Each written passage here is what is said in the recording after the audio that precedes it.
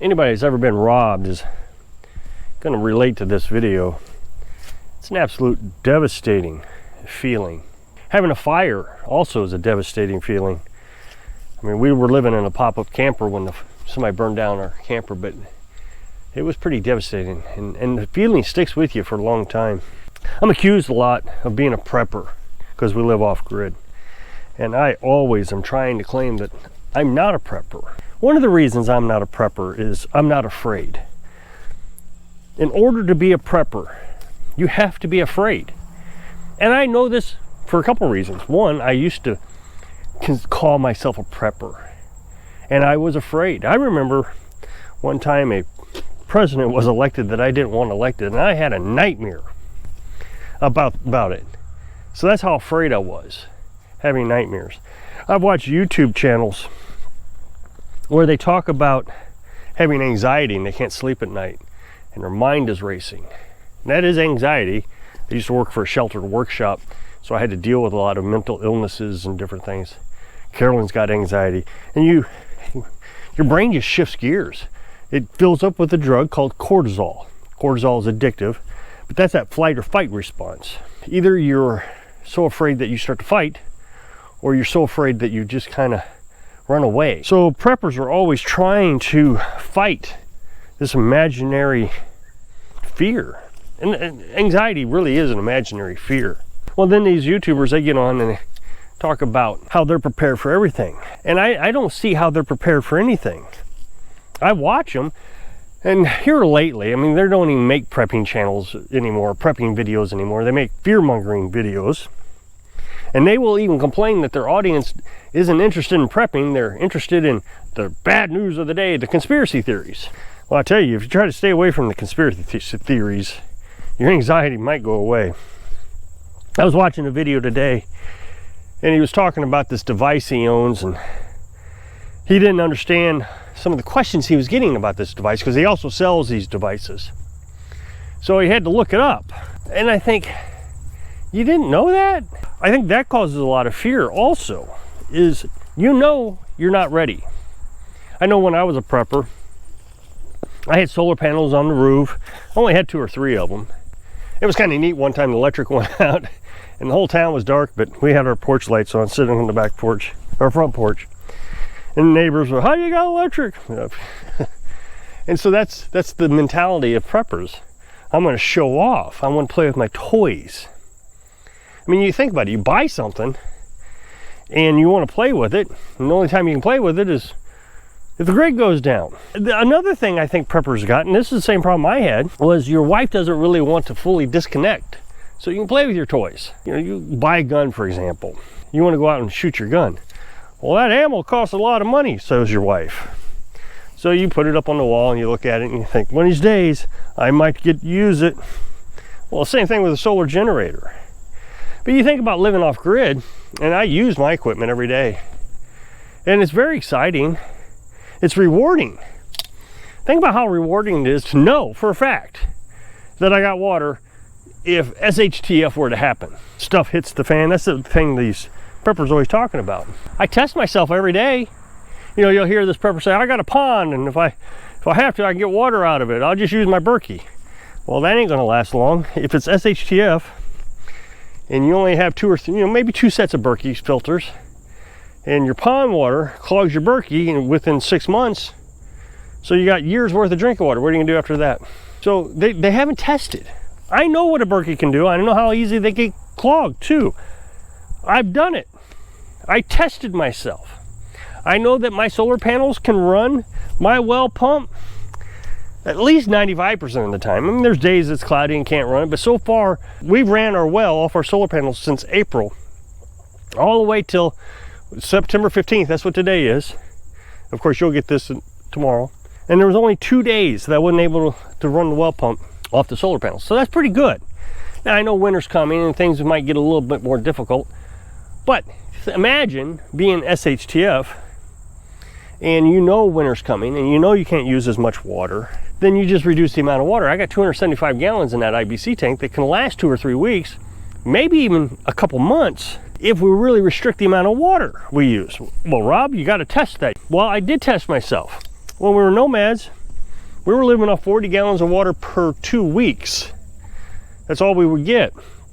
So we have tested ourselves. We know we can reduce the amount of water we need. But if you're not testing, then you live in fear. When I was a prepper, I knew that I had a problem, and it was a serious problem. Water. I had this 15-foot old-timey well that used to have the hand pump on it, and I put a submersible pump in it. But the water was filthy dirty, and the only water filtration system I had back then was the reverse osmosis. Well, reverse osmosis, it would have been difficult to run off that pump, for one thing. It uses wastewater, so it would have used a lot of water.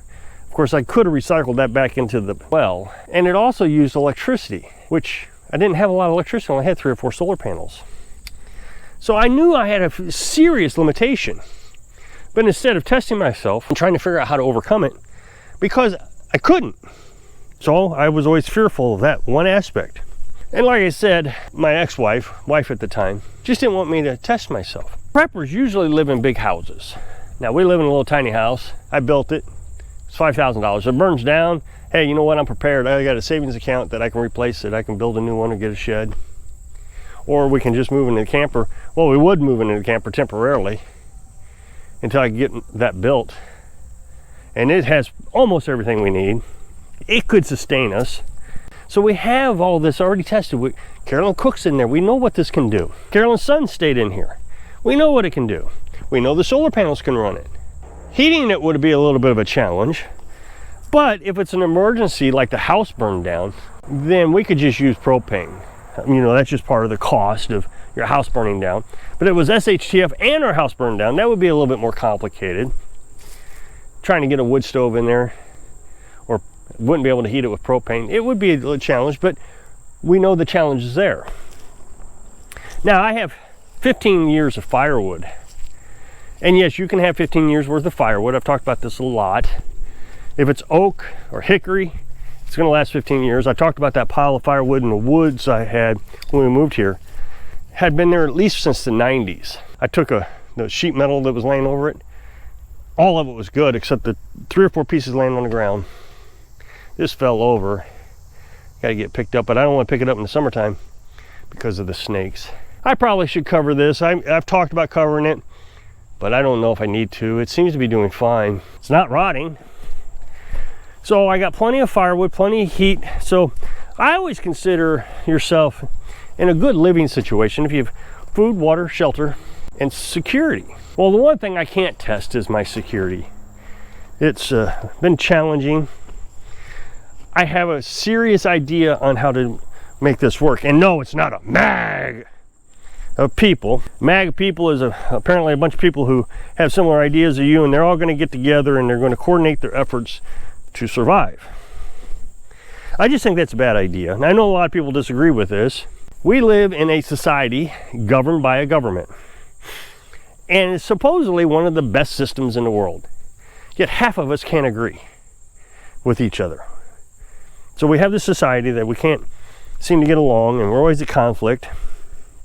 It feels like the country's falling apart all the time. And we got leaders that are bad, we got leaders that are good, leaders are bad. And then you have these control freaks who are leaders, who want power and money. So you're saying that when government screws up our country, and we have no choice but to create, or MAG of people create our own government, you're going to invite a bunch of people to your property, and you're going to govern them. You're so good at leading people, apparently, that you're never going to have problems.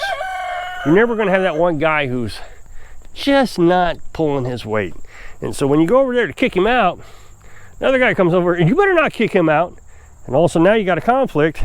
People are going to start taking sides. Trying to figure out how to live by yourself and do things by yourself, I think is very important. That's what I've done.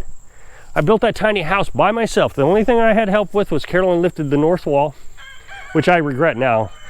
I could have done it myself, but she was here, and it was an evening time. We were sitting up here looking at it, admiring it, and we lifted it up. And that stupid plastic shower that we bought, I needed her help to assemble it.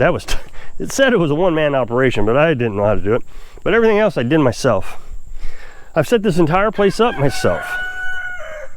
I can take over Carolyn's chores, cooking, cleaning, the chores that she does. and she's quite capable of taking over my chores. So if something happens to us, we can just pick up where we left off.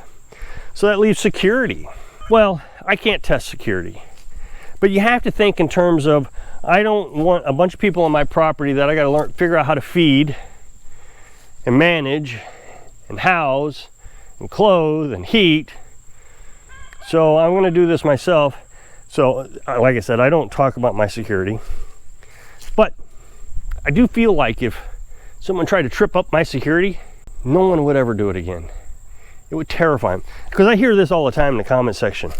The hordes of people are going to come when they find out you got chickens. Yeah, my 19 chickens, I doubt if they're that interested in the hordes of people. I think they'd be more likely to go down to wherever the biggest farm is and get all those cows. And they're not going to want a lot of resistance. And sure enough, if they walk on my property, there's going to be some resistance. I watch this YouTube channel that talks about self-defense, and there's this FIBS factor or FIBSA factor, fudge, I'm being shot at, or fudge, I'm being shot. They tend to run off. They don't want to stick around. You got to think about it. And I've even seen documentaries like this, so that the hordes of people are going to go where there's no resistance. So the abandoned house, they're going to go there. You know, those dummies that decided they're going to grab their bug out bag and they're going to bug out. And they're going to defend themselves on the road. Well, here you got, this is what I find funny about preppers. You've got all this hoarded stuff that you've accumulated. Bullets and guns and food and stockpile and electricity. And you're going to say, nah, I don't need that. I'm going to put it in my backpack and I'm going to go down the road and I'm going to fight off the hordes of people with my 10-shot pistol. That's all I got, because I can't carry much more than that. Lead's heavy. I don't know if you know that. It's just a big dream, and they fantasize. And they're trying to overcome their fears is what they're trying to do. But they've never actually had to test themselves. I used to watch this show. I can't even remember the name. Some sort of prepping show. And they would come out and they would analyze your ability to be prepared. And all of them were silly. I mean, I watched this one. They were going to bug out. They had this boat. And they were going to sneak out in the middle of the night, go to the boat. And it was just a comedy of errors. I mean, it was hilarious watching these people. They'd never tested themselves until the TV show said, hey, let's test you. So you got to think long term. You got to live this life. I have been robbed in the past, and this is an important thing that I learned in my life. We had a burglar come in our house, robber, or whatever you want to call him. I don't know what you call him. And he took all my pistols. Now, I had pistols laying out throughout the house, except for my carry pistol, which I still have on me. The long guns were on the wall, locked up. They all had individual locks, double locked actually, and he left them. Well, I did everything I could. I tried to buy a security system, but it was going to take some time to get out there, you know, a week or two. And I boarded up all the windows. I mean, I remember taking a box spring and I screwed it to the wall so he couldn't get through the window. You know, I covered the window with it until I could get that security system. He came back the next week before I got my security system. He got in through a window I didn't think it would be possible to get into. And he took my Dremel and cut all those. But the thing is he knew I had a schedule. He knew I went to work in the morning and I didn't come home until late in the evening. And so he watched my schedule for the longest time, and he took his time. I mean, he took the jar of coins that we had, dumped them on the bed, took all the silver and left the pennies. That's how much time he knew he had. Well, part of my security here is that I'm home. When I first moved here and I got all that firewood stacked up, people used to claim all the time, somebody's gonna come along and steal all that firewood. And I agree. When I was a kid, my family had firewood. Dad owned his own bakery, so we were at the bakery a lot. And we came home one evening and someone stole the firewood. So yeah, if you're not home and they know you're not home, they're gonna steal it. I remember one time when I was a kid, they stole my mini bike. I can't remember else what they stole, but I remember them stealing my mini bike. So it has a lot to do with you not being home. Burglars don't want resistance. They don't want you home. And in a state where you're allowed to really defend yourself in your home, like Missouri, there's not many questions being asked. Burglars don't want to come in when you're home. And the same thing with these hordes of people. They're not going to want to come in if there's people there. They're just as scared of you as you say you're scared of them. They're not going to be better than you. As a matter of fact, they're probably dumber than you, because They're the ones who prepped and decided to put on their bug out bag and leave and think, I'm 100 miles away from home and I don't have any food. I guess we need to stop and steal some. So now that we're home all the time, my security is pretty solid. Carolyn stays up later than I do.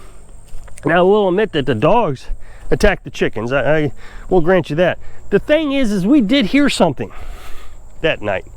We ignored it. And we have this little squealer down here that went off. We ignore that all the time because we got so much wildlife that it's always going off, so we end up shutting it off. My suggestion to you is, how about trying to live your dreams instead of living in fear? So, if you'll click this up next box, it'll take you to a video where I was talking about New Mexico. So I hope I can inspire you. Stop living in fear. Live your dreams. Thanks for watching.